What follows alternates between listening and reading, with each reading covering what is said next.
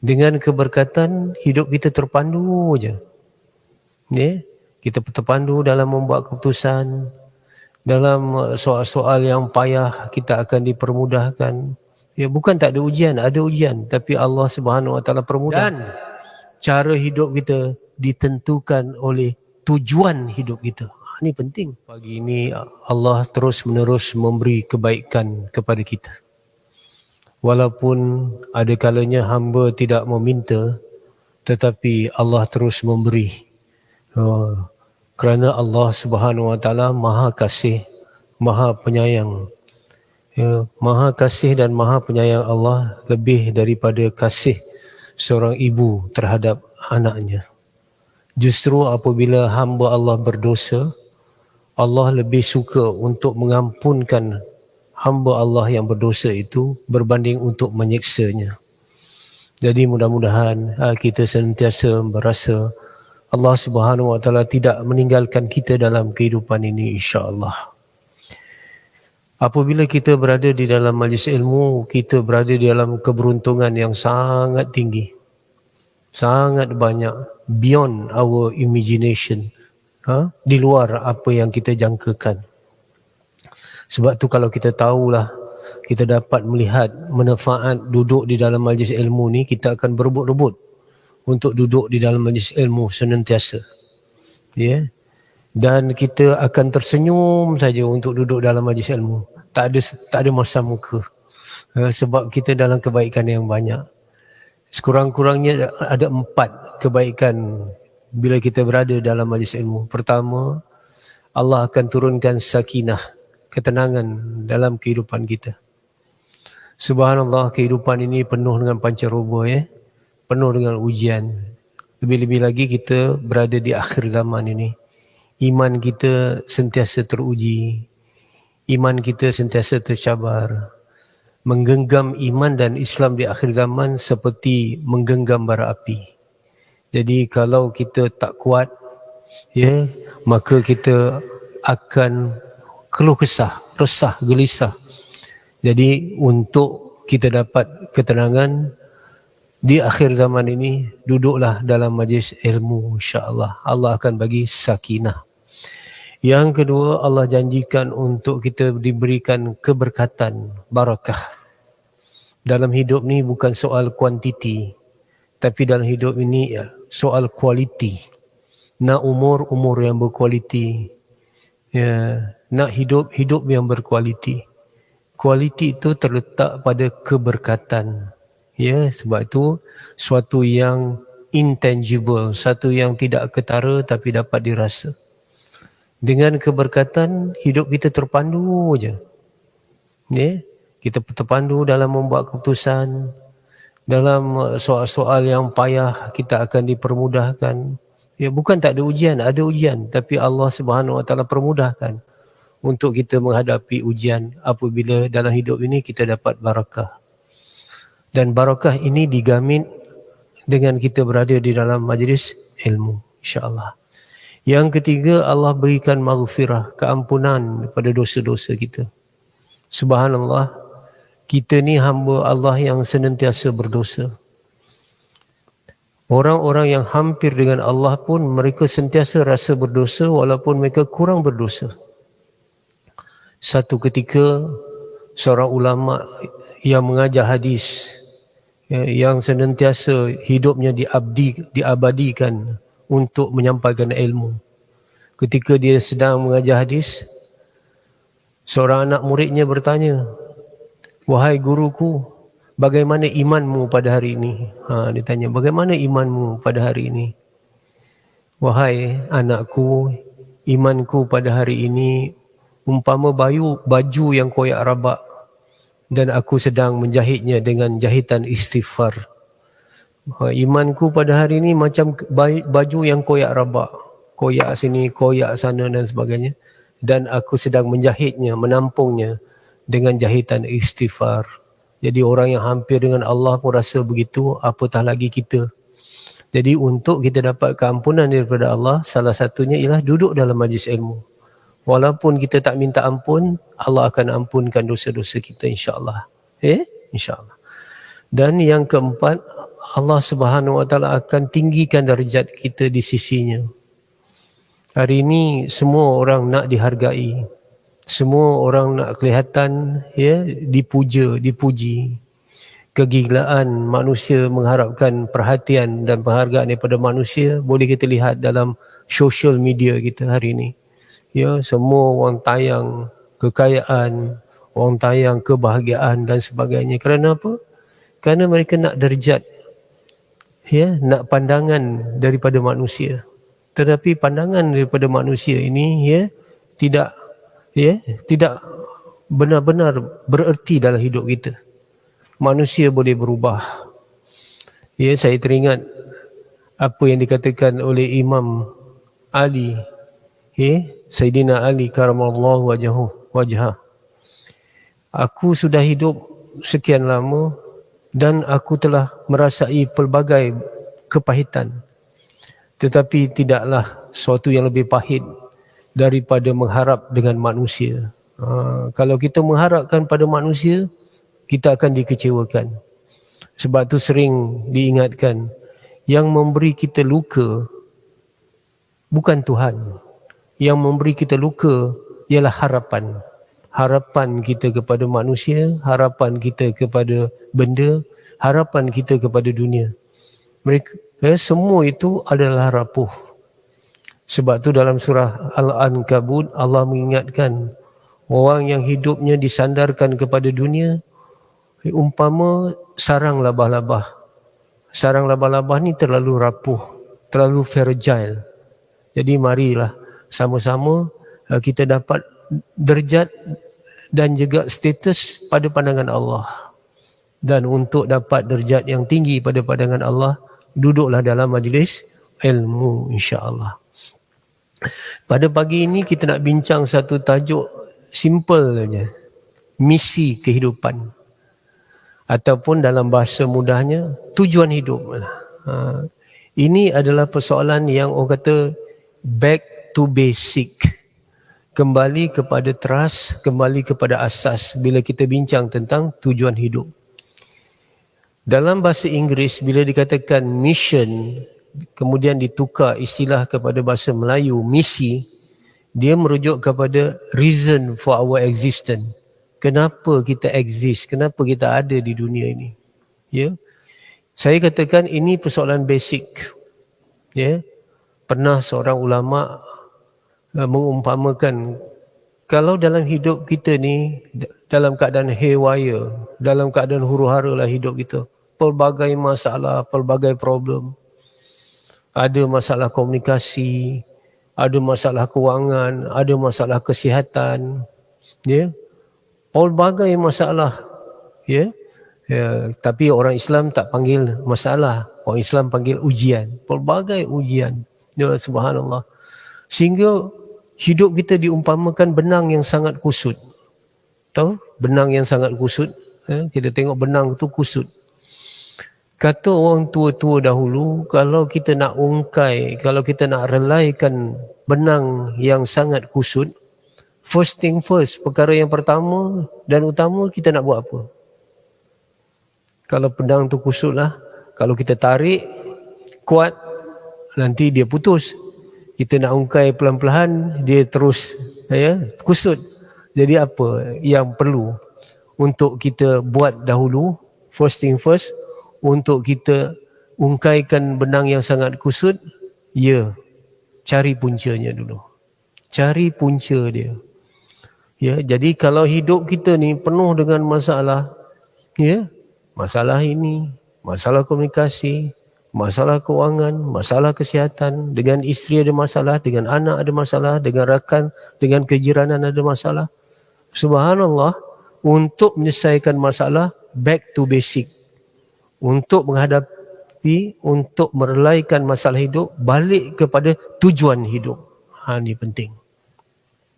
Tujuan hidup ini artinya kita pergi ke pangkal jalan. Orang Melayu kata, pepatah Melayu kata, kalau sesat di hujung jalan, balik ke pangkal jalan, betul? Jadi kalau kita hidup kita ni bertembung saja dengan masalah, stagnan, orang kata. Macam mana kita balik bertanya pada diri, apa tujuan hidup aku ni?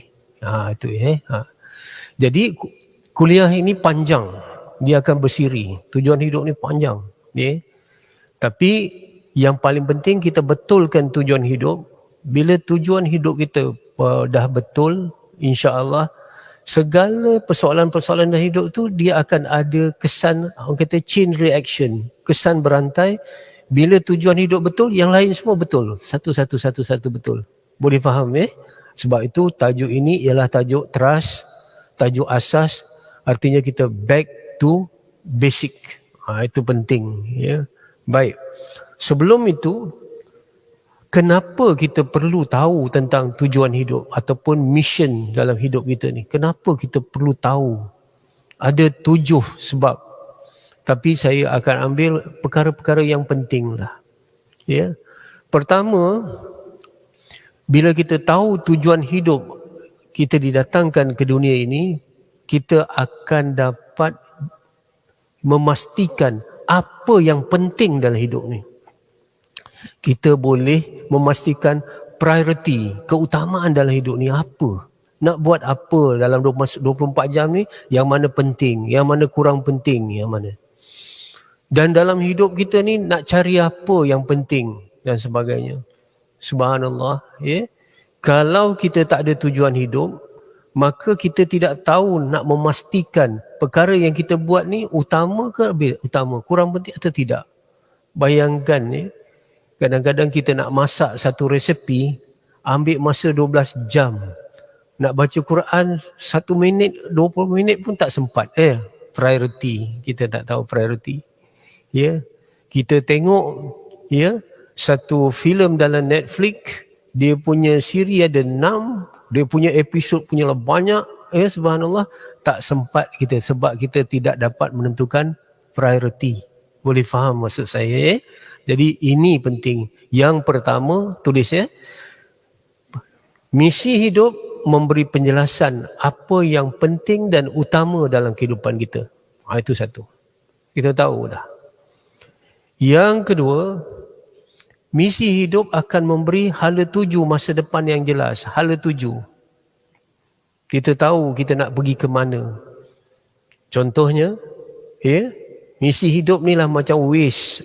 Apabila kita nak naik kenderaan, kita nak pergi mana, kita tekan Waze. Kita nak pergi mana, destinasi. Kalau kita tak tahu hala tuju masa depan yang jelas, ataupun kita tidak ada hala tuju masa yang jelas, kita seperti mana dalam satu perjalanan yang tak tahu destinasi, yang tak tahu alamat. Sampai bila tak sampai. Boleh faham Sampai bila tak sampai. Aneh tak? Kalau kita naik teksi, orang teksi tanya nak pergi mana? Tak tahulah. Dia takkan sampai. Jadi hala tuju kita ni, dia ada milestone dia. Umur kita 20-an dah takap ini, umur kita 40-an macam ni, dan dah sampai macam kita ni dah 60 ke 70, yang ini dah final dah. Macam mana dah kehidupan kita, apa yang kita nak capai, dah capai tak dalam hidup ni, dan sebagainya. Apa yang kita nak capai tadi? Pertama, yang penting. Yang kedua, hala tuju. Ramai manusia ini hidup dia macam cruise to nowhere. Tahu, cruise to nowhere. Kalau kita Google, kita tahu cruise to nowhere ni satu kapal yang dinaiki oleh hartawan-hartawan, orang-orang kaya. Dia tak ada pergi mana-mana tau. Dia hanya makan, minum, enjoy, dia kona-kona gitu je. Cruise to nowhere ni tak ada.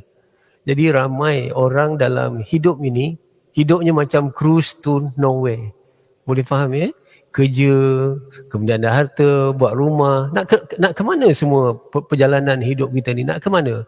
Jadi kita hanya cari, minta maaf saya kata, kita cari keperluan hidup tanpa jelas apa dia tujuan hidup.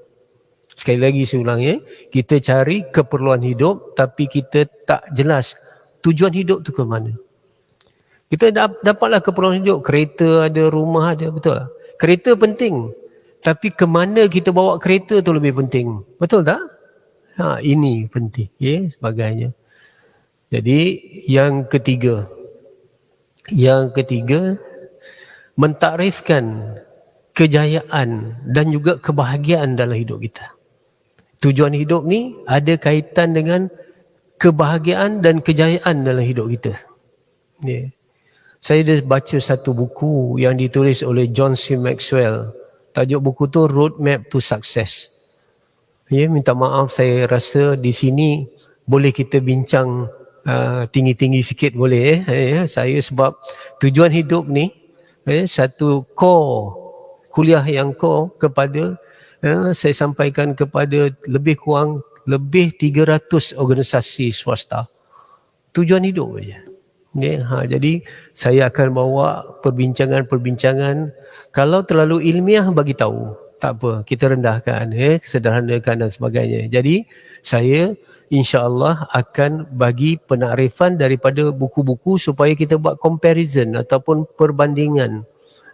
Supaya kita dapat faham insya-Allah Islam ini betul-betul. Yang ketiga, misi hidup ni mentakrifkan kejayaan dalam hidup kita. Dalam buku Roadmap to Success oleh John C. Maxwell, dia kata manusia ni bukan tak boleh berjaya. Manusia ni bukan tak boleh berjaya. Semua manusia diciptakan untuk berjaya, betul. Tetapi ramai yang gagal kerana mereka tidak tahu apa erti kejayaan yang sebenar. Apa erti kejayaan yang sebenar? Jadi sebab itu di barat mereka memberi erti kejayaan dan kebahagiaan bersifat apa? Subjektif. Kau bahagia cara lain, aku cara lain, engkau cara lain. Masing-masing ada tarif sendiri. Subhanallah. Tetapi dalam Islam tidak. Dalam Islam yang dikatakan kejayaan dan kebahagiaan itu mutlak. Dia satu. Dia perlu kita tahu dan perlu kita dapat. Perlu kita miliki. Boleh faham maksud saya? Kita tak teraba-raba, tak terkapa-kapa kata kejayaan ni bersifat subjektif. Ikutlah masing-masing. Tidak. Dalam Islam tak. Kejayaan tu bersifat mutlak. Apa dia takrif kejayaan dalam Islam? Dengar apabila tercapai tujuan hidup, itulah kejayaan dalam Islam. Sebab tu tujuan hidup tu nak betul dulu. Bila tujuan hidup tercapai, nanti saya akan terangkan apa tujuan hidup yang sebenar.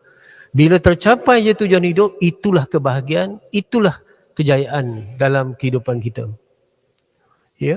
Yang keempat, tujuan hidup akan memudahkan kita membuat proses keputusan. Kita memudahkan kita proses membuat keputusan. Hidup adalah seni membuat keputusan. Mengikut pakar-pakar psikologi, dalam masa 24 jam, sekurang-kurangnya manusia membuat 200 keputusan. Daripada keputusan yang kecil sampailah keputusan yang besar. Dengar kita buat 200 keputusan dalam masa 24 jam. Kejayaan kita dalam hidup, dengar, ditentukan oleh sejauh mana kita boleh membuat keputusan dengan tepat dan cepat. Dengan tepat dan cepat. Kalau kita buat keputusan tu dengan tepat, tapi tak cepat, gagal. Cepat, tapi tak tepat pun gagal. Kita buat keputusan dengan tepat dan cepat, baru kita berjaya dalam hidup. Itu penting.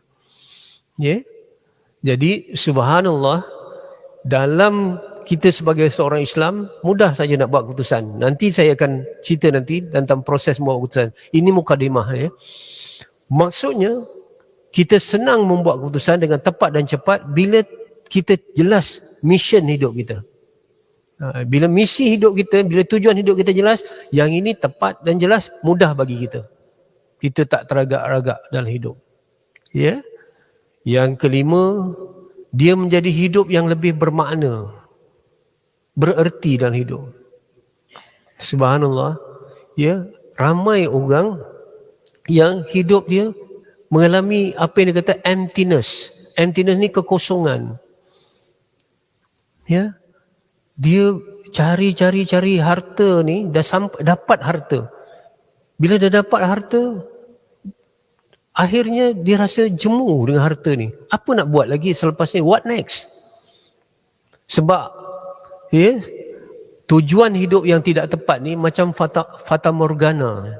Tahu fata morgana? Kita nampak dia jauh macam air, tapi bila kita pergi bukan air sebenarnya. Saya tak sebut orang-orang yang tidak ternama, ya, saya tidak sebut orang yang tidak kaya, tidak berkuasa. Tapi saya nak bawa contoh orang-orang yang sudah ada nama, ada kaya dan sebagainya, tetapi oleh kerana mereka tak ada tujuan hidup, akhirnya mereka dalam keadaan kekosongan, tekanan jiwa. Contoh, ya, Chester Bennington. Chester Bennington ni penyanyi utama Linkin Park. Dia bunuh diri ketika di puncak karier. Nama dia ada, harta dia ada dan sebagainya. Kenapa? Kenapa dia bunuh diri? Sebab dia ingat di atas tu ada kejayaan. Dia buru populariti, dia buru harta dan sebagainya. Tapi sampai ke tempat itu dilihat sunyi. Tak ada apa-apa. Whitney Houston pun begitu juga. Kalau kita tengok, ya, tengok ya, bintang-bintang K-pop pun begitu, ya. Penguasa-penguasa seperti Marcos, Haile Selassie, kemudian Kosciuszko Romania dulu, semua mengira kekosongan, Shah Iran dan sebagainya. Kenapa? Mereka memburu sesuatu yang mereka rasa itulah tujuan hidup yang sebenar, tetapi itu bukan tujuan hidup. Boleh faham maksud saya? Jadi cukuplah sekedar itu, ada 7-8 lagi, saya tak nak terangkan. Okey, kita beralih kepada slide yang kedua. Agenda yang kedua. Okey, ya. Ada 3 soalan asas dalam hidup ni. Kalau kita dapat jawab, kita akan dapat ketenangan. Kita akan dapat prinsip hidup yang jelas. 3 soalan.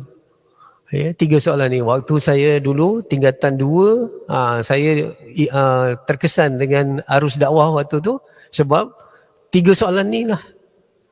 Ustaz tu bagi jawapan kepada 3 soalan ni. Mudah aja soalan asas.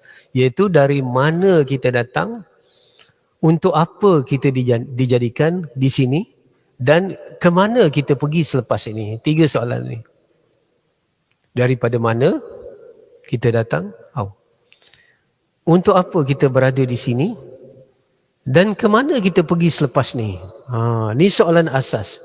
Siapa yang dapat jawapan dengan tepat, insya-Allah dia akan rasa tenang, prinsip hidup dia. Ujian datang, come what may, ya, dia akan hadapi dengan baik. Tetapi kalau dia tidak dapat jawapan kepada 3 soalan ini, ataupun dia dapat jawab tetapi jawapan tu tak tepat, dia tidak akan dapat ketenangan dan kebahagiaan. Dari mana, untuk apa, kita ada. Baik. Jawapan ini, dengar ya, jawapan ini, kita tidak boleh jawab dengan akal kita. Sekali lagi, kita tidak dapat jawab dengan akal. Melainkan, kita perlu merujuk kepada pencipta. Sebab, kita diciptakan. Kita bukan minta didatangkan ke dunia ini. Kan ada satu lirik lagu dulu, ya. Tidak ku pinta lahir ke dunia. Ada siapa yang isi borang nak datang ke dunia? Tak ada siapa pun isi borang. Kita datang. Jadi bila kita tak tahu untuk kita datang, kita tidak tahu kenapa kita datang. Kita kena tanya pencipta, iaitu Allah. Sebab itu dengar, ya. Ya. Saintis, pakar-pakar ilmuwan, dia tidak dapat menjawab 3 soalan ni dengan akal. Tidak akan dapat. Habis-habis dia tahu asal-usul kehidupan. Rahsia DNA, ya, sebagainya. Dia bolehlah tengok. Ya, kromosom macam mana disusun hidup kita ni yang menentukan macam. Tetapi tujuan hidup, saintis tak dapat jawab. Ya. Sebab itu, nak melihat tujuan hidup ni, kena celik mata hati. Ambil tu, celik mata hati. Dia bukan dilihat dengan akal, bukan dilihat dengan mata, tetapi dilihat dengan mata hati. Itu yang dalam surah Al-Hajj, dia kata, bukan mata yang buta, tetapi mata yang ada di dalam dada itu yang buta. Jadi, kita lihat, ya, tujuan hidup ni dengan pandangan mata hati. Ya, pandangan mata hati. Bila dikatakan pandangan mata hati, dia melihat yang tersirat, bukan yang tersurat. Ya, dia melihat hakikat, bukan sesuatu yang zahir. Ya, jadi tujuan hidup ni perlu dilihat dengan pandangan mata hati, dan pandangan mata hati ni hanya akan dicelikkan oleh wahyu. Boleh faham Oleh wahyu daripada Allah Subhanahu Wa Taala. Dia ada revealed knowledge dan acquired knowledge. Ilmu wahyu dan ilmu akal. Ilmu akal tidak dapat menjawab 3 soalan ni. Wahyu saja yang dapat jawab ni. Jadi dengar saya nak jawab secara sepintas lalu dari mana, nak jawab yang terperinci untuk apa, dan sepintas lalu ke mana. Boleh faham Jadi ada 3, dari mana, untuk apa dan ke mana, betul tak? Dan dari mana ni saya akan jawab sepintas lalu, tetapi untuk apa ni, ini yang detail. Boleh faham Okey, kita ni dari mana? Senangnya, inna lillah wa inna ilaihi raji'un. Kita ni daripada Allah, milik Allah. Dan kepada Allah kita akan dikembalikan. Itu jawapan umum. Tetapi bila kita breakdown, kita pecahkan kepada pandangan-pandangan ulama, kita ni datang mula-mula daripada alam roh. Alam roh. Alam roh ni kita tahu sedikit saja. Alam roh dia tidak ada jasad. Alam roh tidak ada jantina. Tetapi yang diberitahu oleh Allah dalam wahyu di alam roh tu, semua roh-roh kita ni sudah mengakui Tuhan tu sebagai Rabb kita. Alastu bi rabbikum qalu bala syahidna. Allah tanya bila roh diciptakan, siapa Tuhan? Kami naik saksi, engkaulah Tuhan kami. Jadi semua roh-roh kita dah mengakui. Alam roh ni.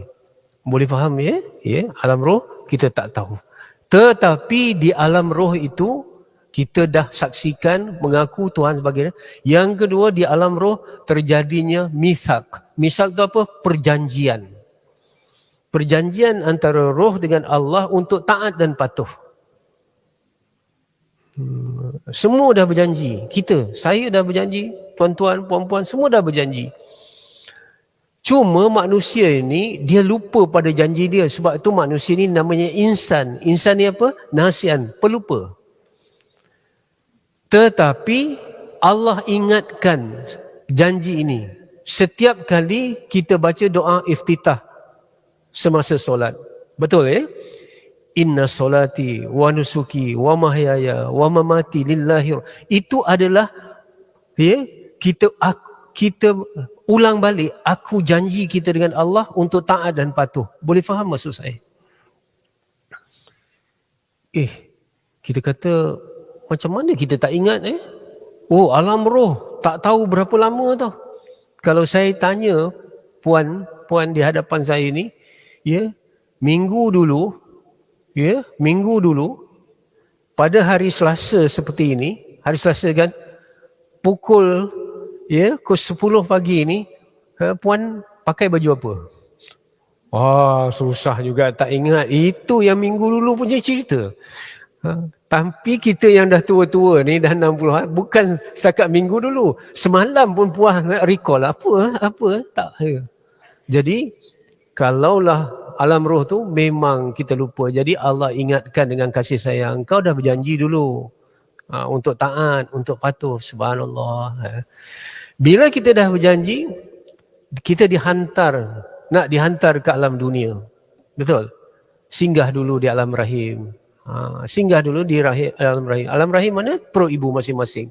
9 bulan, 10 hari. Ada yang cepat 7 bulan. Okey. Di alam rahim ni ditentukan 4 perkara. Kita punya program dah bagi dah. Ajal maut kita, rezeki kita, kebaikan kita, kesudahan kita, semua dah program dah buat. Sebab apa? Bila kita nak pergi ke alam dunia, alam yang ketiga, kita kena transit di alam rahim. Kenapa? Kita nak ambil body kita, jasad kita. Boleh faham? Seperti manusia hari ini lah. Bila dia nak pergi ke angkasa, dia kena pakai baju angkasawan. Bila dia nak menyelam ke laut, dia kena pakai baju yang sesuai tu. Jadi di alam roh tak boleh terus saja ke alam dunia, singgah ambil jasad di alam rahim. Di alam rahim dah ditentukan semua. Subhanallah.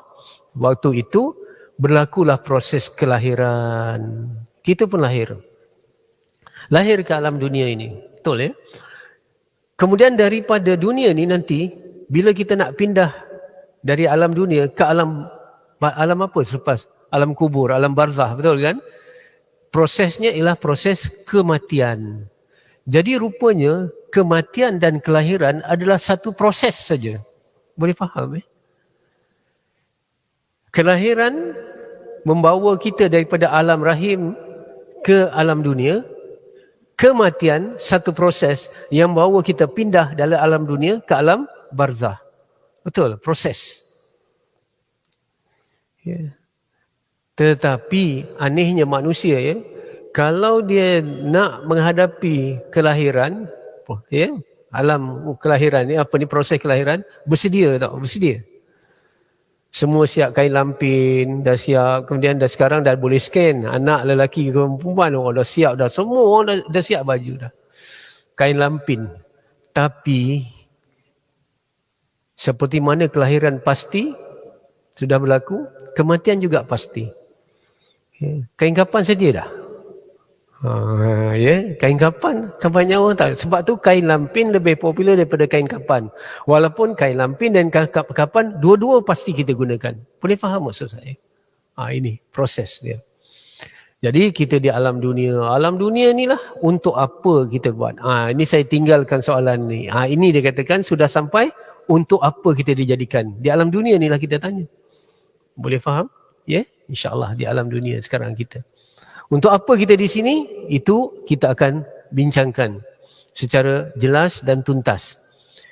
Cuma nanti bila dah mati, kita akan pindah ke alam barzah. Barzah ni apa?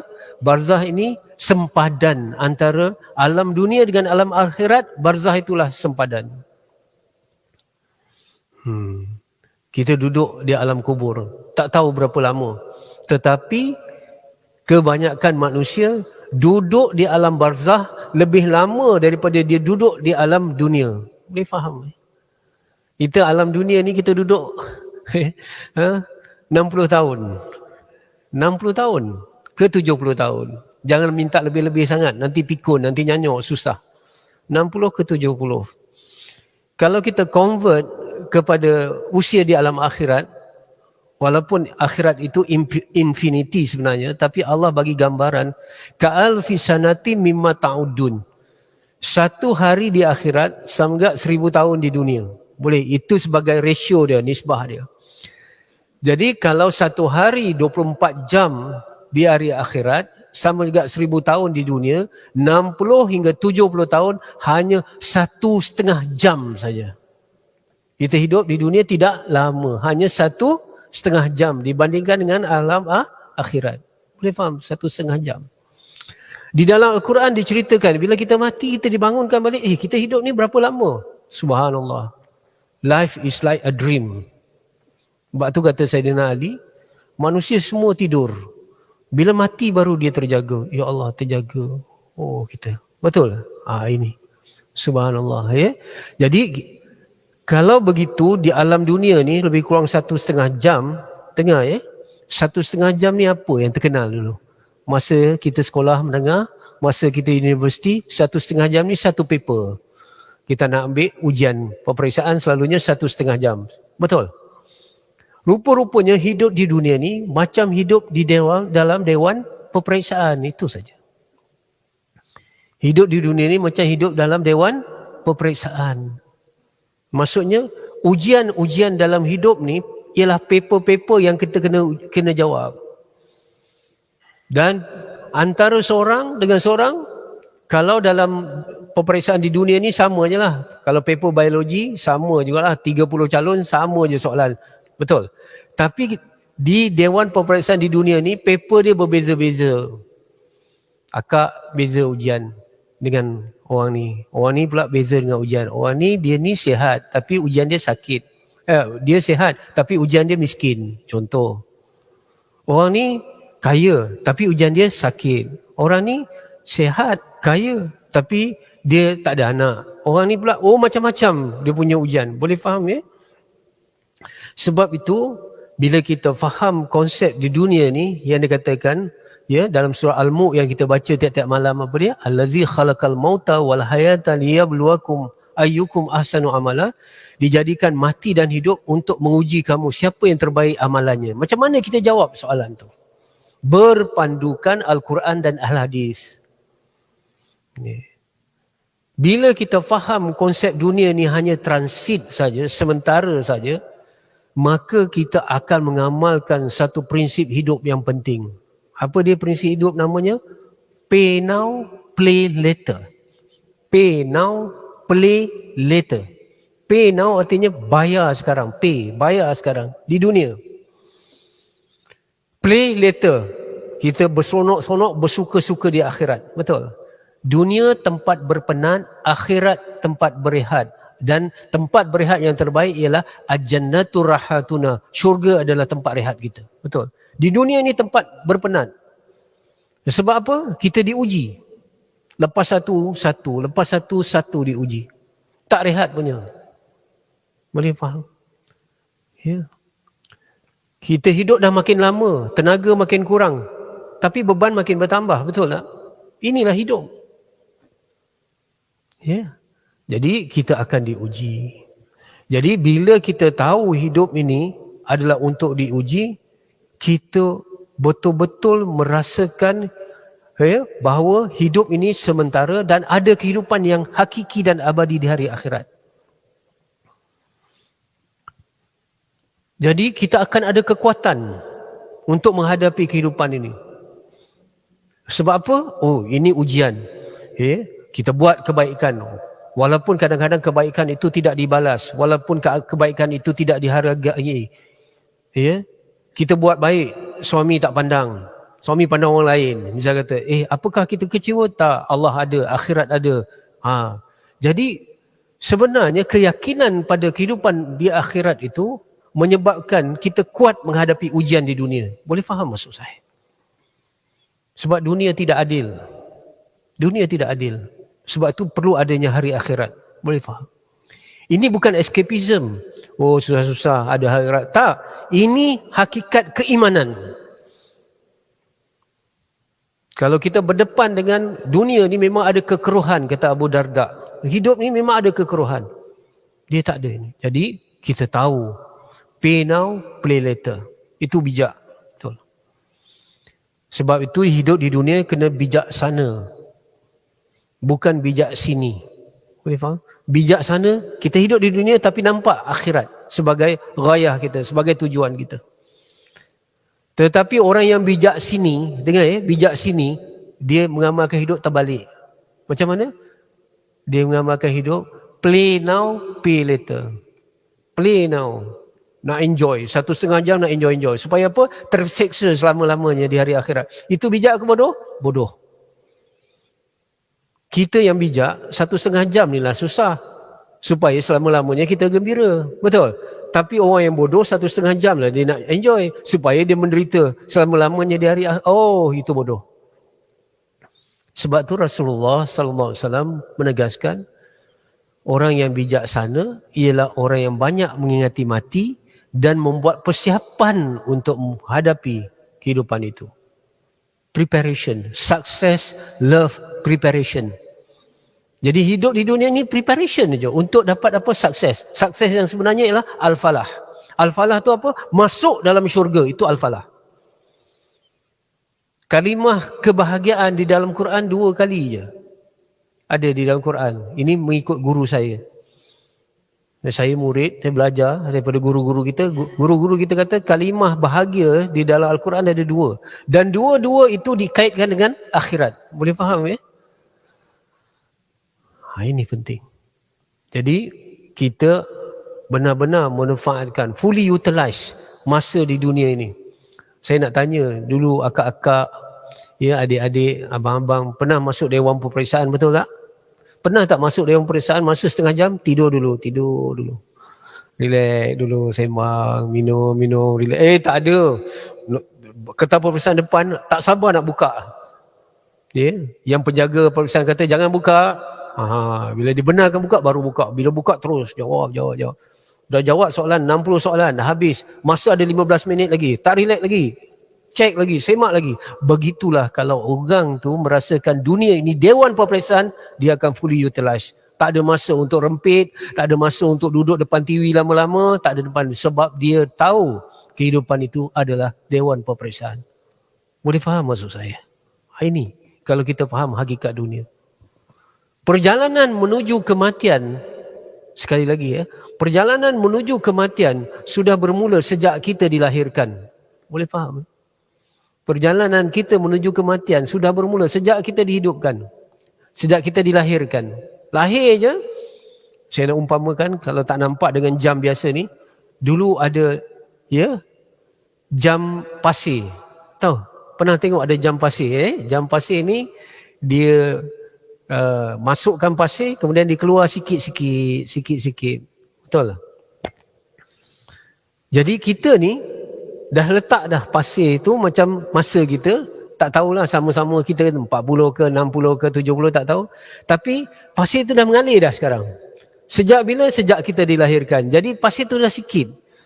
Gerunnya kalau kita tengok pasir kita rupanya setengah je tinggal. Lebih-lebih gerun lah kalau kita nampak dah sikit aja. Sebab tu kata Imam Syafi'i, kata Imam Ghazali rahimahullah ta'ala, aneh. Manusia ni dia gelak ketawa, sedangkan kain kafan dia sedang dia sedang dipotong. Dia gelak ketawa, sedangkan kain kafan dia dah dipotong dah. Apa kata Imam Syafi'i rahimahullah ta'ala? Aneh masa berlalu terlalu laju, tetapi lebih aneh manusia yang melalaikannya. Boleh faham? Masa berlalu terlalu laju, betul. Kalau kita umur 40 kita rasa laju dah. Lebih-lebih lagi di akhir zaman. Di akhir zaman memang ada isyarat hadis, masa berlalu laju. Boleh faham? Setahun macam sebulan, sebulan macam seminggu, seminggu macam sehari, sehari macam sejam, sejam berapa macam minit je.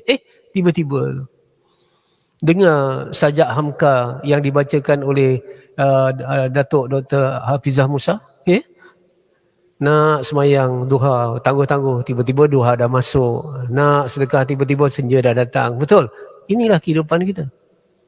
Masa berlalu laju, pasir kita ni, pasir masa kita dah terus mengalir, tetapi kita tidak memanfaatkan. Subhanallah. Ini kita di dunia Di dunia tempat dewan peperiksaan. Betul Jangan jadi sekular. Sekular tu dia hanya berpegang kepada now and here. Now and here. Sekular itulah ajaran sekular, prinsip dia. Now, sekarang. Di mana? Here, dekat sini. Dia tak ada hereafter. Dia tak ada selepas itu, dia tak ada. Dia masih nak. Ni. Jadi di alam dunia pergi alam barzah. Alam barzah ni tahanan reman. Dan dia mukaddimah kepada kebaikan seterusnya ataupun mukaddimah kepada kesusahan seterusnya. Boleh faham maksud saya? Dia dah ada hint dah. Sebab tu seorang sahabat Rasulullah SAW bernama Sayyidina Uthman, bila diceritakan tentang neraka, cerita tentang azab di dalam neraka, dia tak berapa menangis kuat sangat. Tak berapa sedih sangat, tak berapa takut sangat berbanding dengan azab kubur. Bila azab kubur, dia lebih lagi nampak dia punya takut, dia punya gerun tu. Berbanding dengan azab neraka. Azab neraka pun dia gerun jugalah. Tapi bila sebut tentang azab kubur ni, dia lebih, orang tanya kepada Sayyidina Uthman, kenapa terjadi demikian?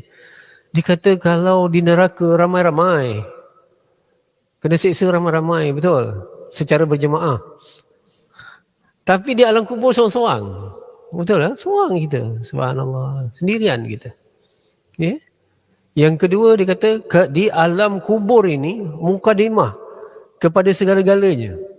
Kalau dalam alam kubur tu dah baik, dia jadi macam taman-taman syurga, subhanallah. Perjalanan kita seterusnya okey. Tapi kalau dia jadi parit ataupun jurang daripada api neraka dengan busuknya, dengan gelapnya, dengan menyepitnya, dengan sempitnya dan sebagainya, itu perjalanan lepas tu lebih parah lagi. Betul faham Subhanallah. Ini kita akan lalui. Sehingga dikatakan oleh para ulama sebagai misal, sebagai metafora, sebagai analogi, tengok katalah ada seorang dalam hidup ni, dia tak pernah merasa derita sejak dia lahir, Dia dah kaya raya dah, ini tak pernah derita. Sampailah umur dia 70 tahun, 80 tahun, semua dalam nikmat, semua dalam bahagia, semua dalam ceria je. Tak pernah gitu. Orang ni tiba-tiba dia masuk dalam kubur, kena seksa kubur, nampak dia macam mana jadi dari jurang-jurang daripada api neraka. Yang dia alami dekat dunia 70 tahun tu hilang sekelip mata. Tak rasa lagi dah berbanding dengan siksa neraka yang sekelip mata dia hadapi dalam kubur. Boleh faham maksud saya? Ada satu orang pula hidup-hidup dah menderita, sampailah umur 70 tahun menderita ini, tapi masuk dalam alam kubur, tiba-tiba jadi taman syurga. Hilang dah penderitaan dia yang selama-lama dia rasa. Boleh faham maksud saya? Tapi mana ada orang macam tu, betul tak? Hidup ni mesti ada pahit, mesti ada manis, betul tak? Kita tak dapat semua, kita tak hilang semua, betul? Orang yang miskin pun bisa ketawa, orang kaya pun boleh menangis, betul tak? Kan? Tapi katalah begitu. Itulah dia kata alam kubur. Subhanallah. Ya. Kalau kita tengok, orang tengok dia liang lahat yang kita baru ni, pakcik saya meninggal, saya tengok, ya Allah. Ya, gelapnya, sunyi. Kita dekat sini seorang-seorang, bilik rumah besar, bilik besar, ada TV apa, tapi cucu tak balik, ini tak balik, sunyi, betul? Alam kubur lagi lah sunyi, gelap, gelita. Jadi, alam barzah ni kita tak tahu berapa lama. Tapi dah mula dah disoal, di sebagainya. Kemudian, melalui satu proses lagi. Tadi kelahiran, betul tak? Kemudian, apa dia? Kematian. Sekarang ni kebangkitan. Bila kebangkitan, kita pergi ke alam mahsyar. Alam mahsyar. Alam mahsyar ni, kalau alam kubur, tahanan reman, alam mahsyar mula dibicarakan. Di sanalah ada mizan, di sana adalah sirat, di sana ada pembahagian buku catatan amal. Ya Allah. Masa itulah kita baru real. Tadi dalam alam kubur tadi harap-harap juga, walaupun kena macam ni, tapi dah tahulah kan, tapi mudah-mudahan adalah cerita baik. Tak, di alam mahsyar baru kita lihat mizan amal kita kurang berbanding dengan kejahatan. Subhanallah. Nak ambil buku daripada tangan kanan, tak dapat tangan kanan, tangan kiri disuruh daripada belakang. Subhanallah. Lalu sirat dan confirm. Ini soal-soal ghaibiat yang sentiasa menjadi beriman. Iman inilah yang menyebabkan kita berhati-hati dalam kehidupan di dunia ini. Betul tak? Sebab tu Al-Quran dan juga dalam peristiwa Isra' Mi'raj, Rasulullah ditunjukkan neraka, Rasulullah ditunjukkan tentang syurga. Supaya apa? Supaya dalam hidup kita di dunia ni, dengar kita ada seperti mana yang disebut konsep hidup yang baik ialah begin with the end in mind. Begin with the end in mind. Bermula dengan pengakhiran. Kita ni nak pergi ke syurga atau neraka, kita bermula. Cetak hidup kita di sini. Atur hidup kita di sini. Boleh faham maksud saya? Ya, sebab tu Allah ceritakan tentang syurga. Detail syurga itu, makanannya, minumannya, tempat tinggalnya, pelayannya, detail supaya kita boleh visual. Kita boleh visual. Ada benda tu. Walaupun boleh visual, sebenarnya syurga lebih indah daripada itu. Begitu juga neraka. Seksanya, subhanallah, dengan rantai daripada neraka, dengan azabnya yang berkali ganda, ditunjukkan. Supaya kita nampak dengan mata hati. Gitulah dengan mata hati. Hari ini kalau kita tengok 80% umat Islam tidak solat. Kenapa? Mata hati tak celik. Tak nampak perkara-perkara ini. Yang nampaknya betul, konsert ni, ribu orang bayar tiket pun sampai menyesal kalau tak dapat beli tiket. Betul? Majlis ilmu kosong, sana kosong, rengang kosong, tak ada apa. Sebab apa? Iman saja yang membezakan. Mata hati, betul? Nampak tak? Itu. Kalau orang lain tak nampak, dia nampak sekitar now and here, dunia saja dia nampak. Betul ini penting. Sebab tu allazina yu'minuna bil ghaib. Ghaib benda ni.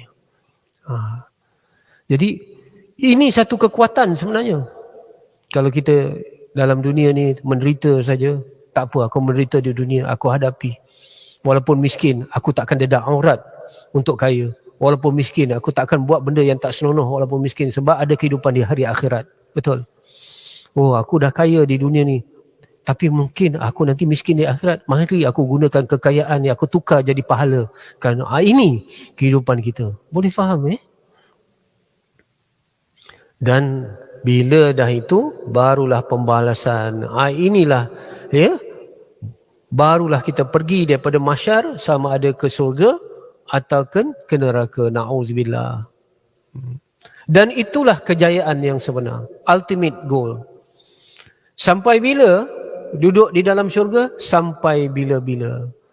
Selama mana dalam syurga? Selama-lamanya. Begitu juga kalau masuk neraka, khalidina fiha abada.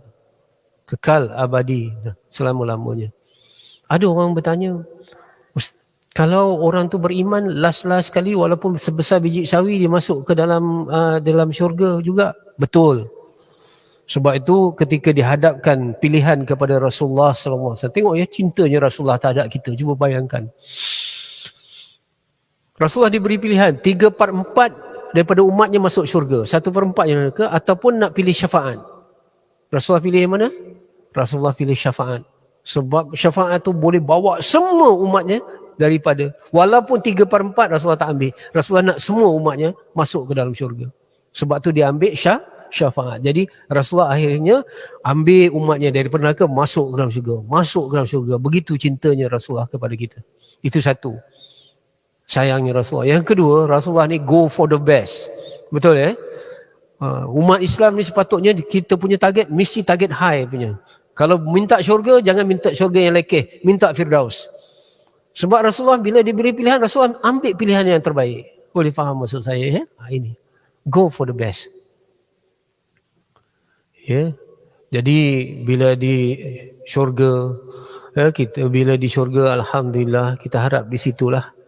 Kalau na'udzubillah, kalau neraka, jangan kata macam ni.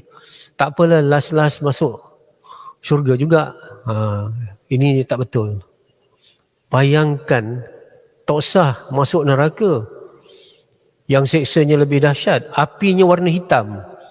Kita dulu masa belajar sains dulu, api biru dengan api kuning api biru lebih hebat kan. Neraka ni ialah api warna hitam. Bayangkan. Subhanallah. Bila api warna hitam ini, kita jangan kata last masuk syurga, jangan. Saya masih ingat lagi Syekh Fahmi Zamzam, Allah yarham, dia kata, jangan kita minta singgah ke neraka walaupun sebentar, jangan. Sebab takkan tahan punya. Takkan mampu kita bertahan. Hari ini cuba jalan, jam, tiba-tiba kita punya aircon kereta rosak. Tahan? Tak tahan. Itu je, cukup dalam kereta je. Belum kena bakar lagi. Jadi kena hati-hati, insya-Allah. Jadi mudah-mudahan. Baik, sekarang saya nak ulang kaji. Pertama, mula-mula alam apa? Mula-mula alam roh. Kemudian pergi alam rahim. Kemudian alam dunia. Kemudian alam barzah. Kemudian alam mahsyar, kemudian syurga ataupun neraka. Betul? Itu telah menjawab soalan daripada mana kita datang. Boleh faham? Dapat tak? Dapat tak jawab? Jelas tak? Dari mana? Okey. Sekarang kita dah ada peta kehidupan semua tu. Alam rahim, alam ni, okey. Baik. Kalau kita tengok semua ni, saya nak tanya, yakin atau tidak? Yakin atau tidak?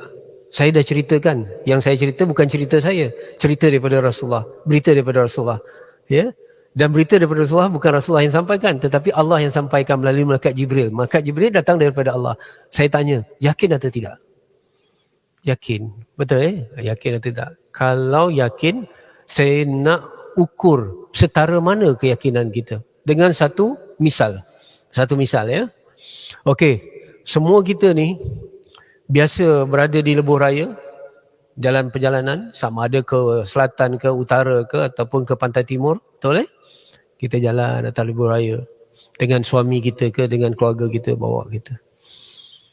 Tiba-tiba kereta daripada arah berlawanan bagi lampu. Lampu kereta bagi lampu, lori bagi lampu, ya. Motor kapcai pun bagi lampu juga. Ya.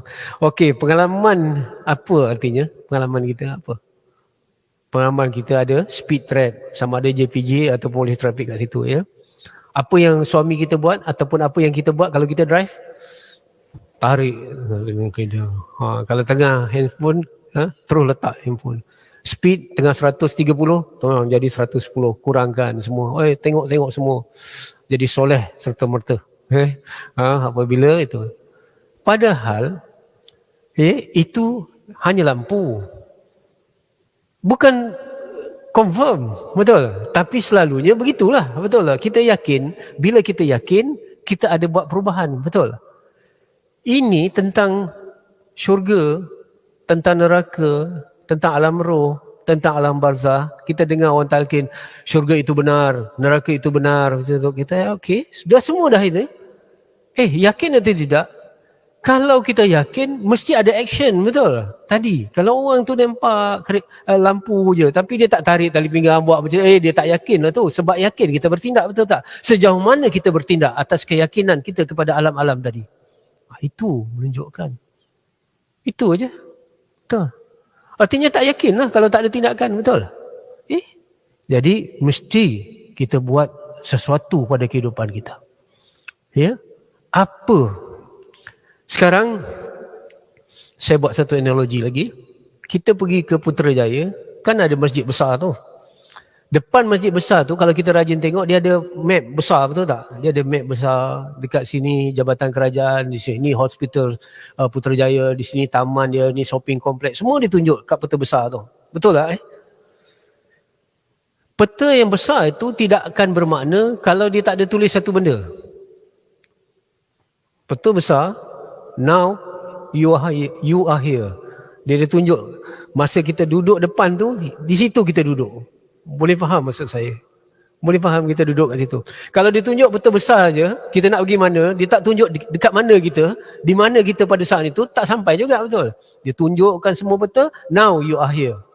Macam tadilah, peta semua, alam roh, alam kita sekarang dia ada di mana? Alam dunia. Jadi kita kena jawab soalan yang paling penting. Our mission atau reason for our existence di dunia ini. Ini penting. Ya? Okay. Ya. Baik. Yang penting dalam hidup, saya katakan, nak tanya ya, orang Melayu ni, dia kebanyakan lebih penting cara mati berbanding dengan cara hidup. Kalau mati di masjid, mati baik. Mati tengah azan, mati jadi imam, tengah mati baik semua. Ya? Mati tepi longkang, belum tentu. Mati di Mekah, confirm baik, dan sebagainya. Tetapi dalam Islam, dengar ya, cara mati dibandingkan dengan cara hidup lebih penting kerana cara hiduplah menentukan cara kita mati. Boleh faham maksud saya? Okay. Orang yang mati ketika azan tu memang muazzin, itulah cara hidup dia. Orang yang mati jadi imam, dia memang imam setiap pagi. Subuh dia datang untuk solat, dia mati waktu tu. Jadi, lebih baik kita betulkan cara hidup kita, insya-Allah cara mati kita akan betul.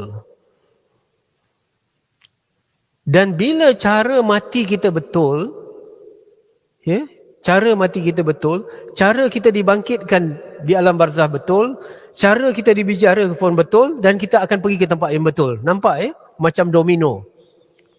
Dengar, bila cara hidup betul, cara mati betul. Mati dalam husnul khatimah, bila cara hidup kita betul. Betul? Sebab seorang itu dimatikan dengan tabiat hidup dia. Bila cara kita mati betul, kita akan dibangkitkan dengan cara yang betul. Daripada mahsyar nanti, daripada alam kubur, orang-orang beriman dapat naungan arash, dapat semua perlindungan, dapat jasad yang boleh bergerak macam kilat, dapat kenderaan dan sebagainya. Orang-orang yang tidak beriman, ada yang kodong kaki, ada yang terpaksa jalan dengan muka dan sebagainya. Apa? Cara mati menentukan cara dibangkitkan. Cara mati ditentukan oleh cara hidup. Dan cara hidup kita ditentukan oleh tujuan hidup kita. Ini penting.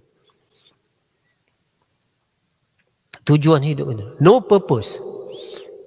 Sebab tu kena betulkan tujuan hidup kita. Cara hidup kita betul. Cara mati kita betul. Kalau cara hidup kita betul, oleh kerana tujuan hidup betul, tak kira mati di mana. Tak kira mati di mana. Saya pernah berdepan dengan berceramah di Sokso di KWSP dan sebagainya. Mereka mengatakan kebanyakan orang yang meninggal dunia ni mengalami kemalangan ialah yang mati ni ialah perjalanan ke tempat kerja ataupun balik daripada tempat kerja. Itu banyak mati situ. Bukan banyak mati di masjid, bukan. Ramai, majoriti kita ni kebarangkalian kita, probability kita akan meninggal dunia, akan mengalami insiden mati sama ada pergi ke tempat kerja ataupun balik daripada tempat kerja. Ini Sokso yang hadapi semua orang. Dengar Kalau tujuan hidup kita betul, tak kira kita mati di mana, sama ada di jalan raya ke, ketika buat apa, itu juga mati betul. Tak semestinya mati dalam masjid. Kalau cara hidup kita betul. Contoh, dia bekerja tu, nanti saya akan terangkan macam mana kerja jadi ibadah dan sebagainya.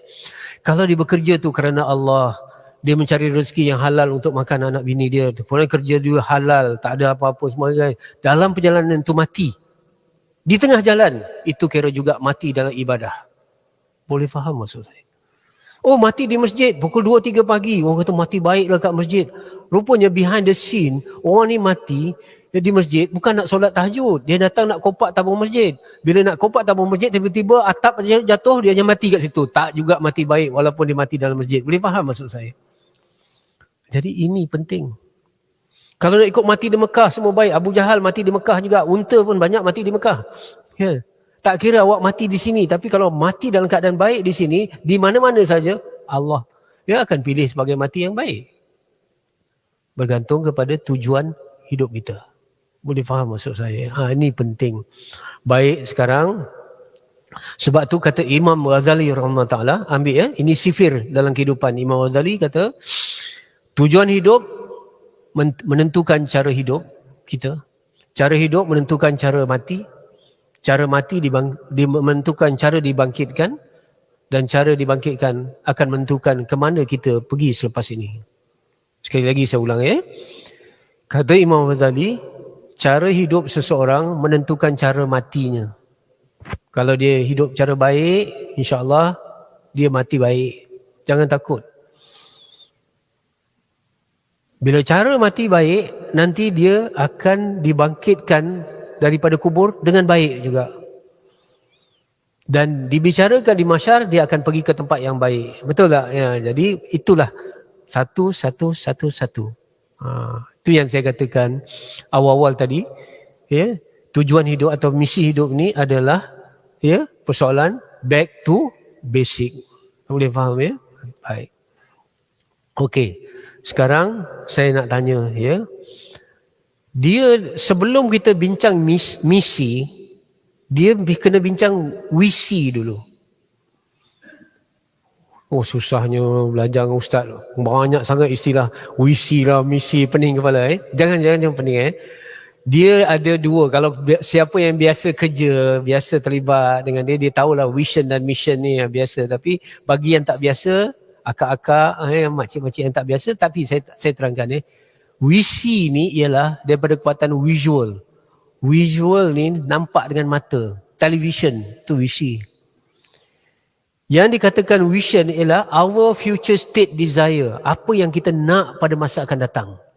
Itu vision. Vision ialah apa yang kita nak pada masa akan datang.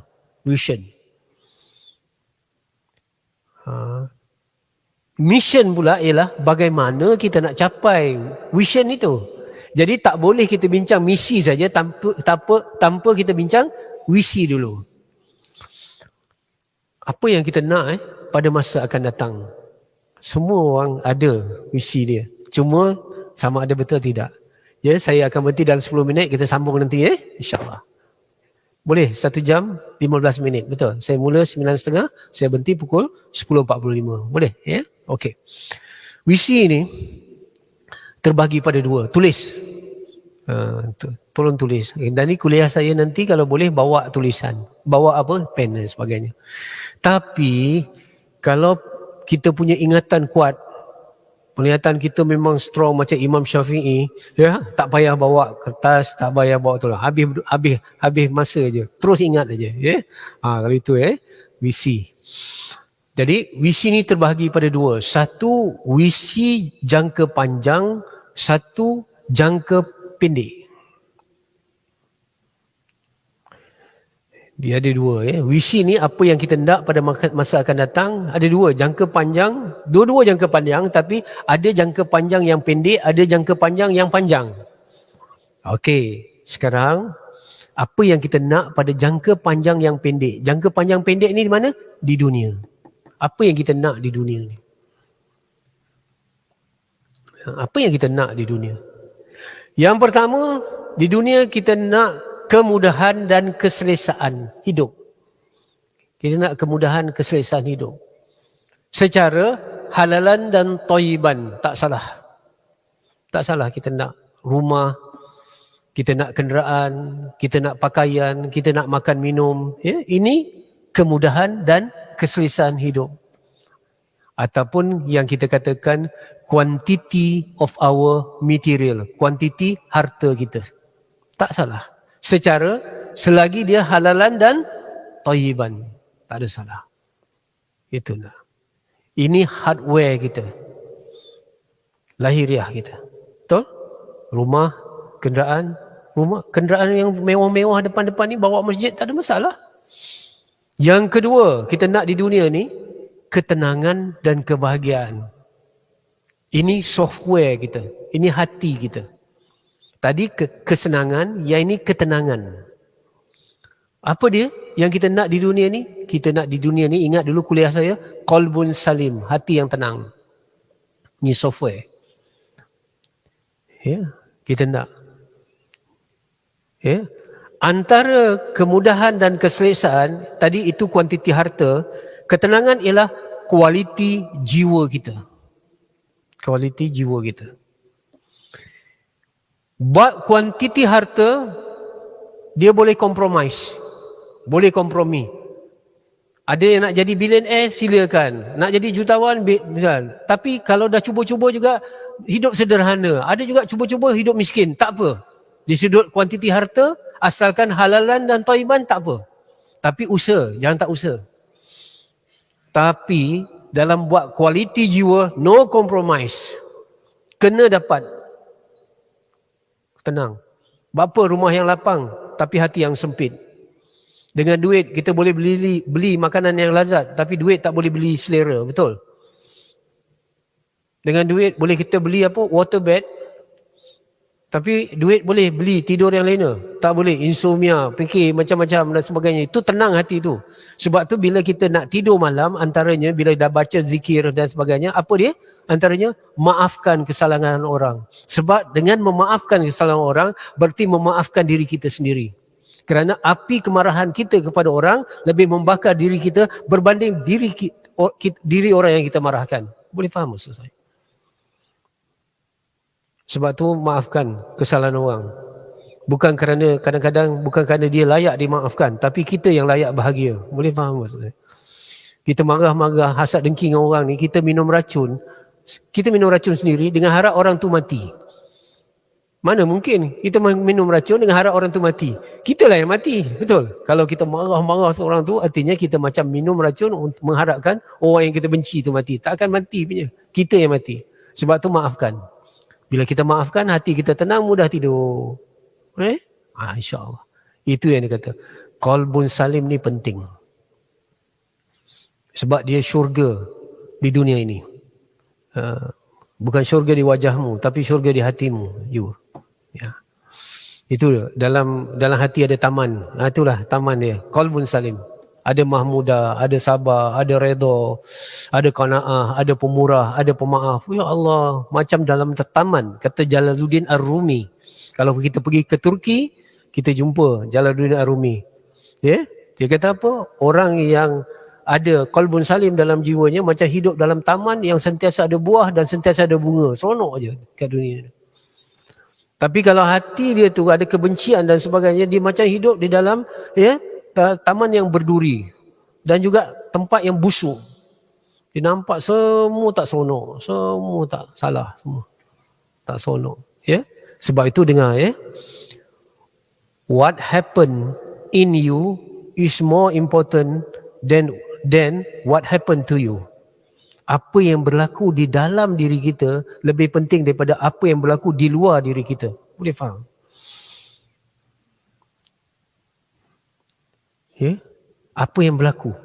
Kalau hati kita tenang, contohlah, satu hari hati kita tak tenang. Saya buat contoh. Kita marahkan seorang, kita frust, kita kecewa dengan seorang. Hati kita sangat sempit waktu tu, sangat marah. Start kereta nak pergi tempat kerja, hujan. Hujan aja. Sat lagi banjir kilat lah. Ini mesti jam, geram aja. Hujan. Satu hari yang lain, hati kita penuh cinta. Seronok. Hati kita gembira. Start kereta yang sama, pergi tempat kerja, hujan. Hujan yang turun bagaikan mutiara. Wow, bersajak pula jadi ya.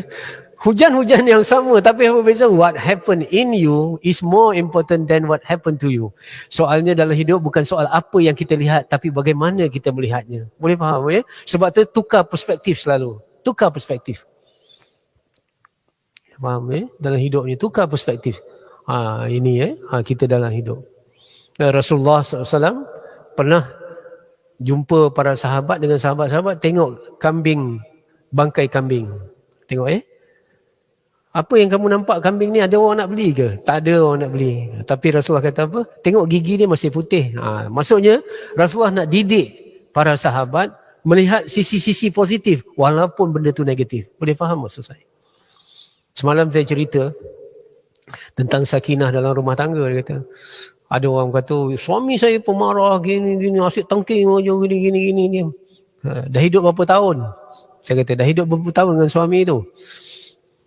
Dia kata dah 30 tahun. Tak berubah-ubah. Dah nak masuk 40 tahun dah Ustaz. Masih marah daripada zaman muda masa kahwin sampai dah tua. Baran je. Dan sebagainya.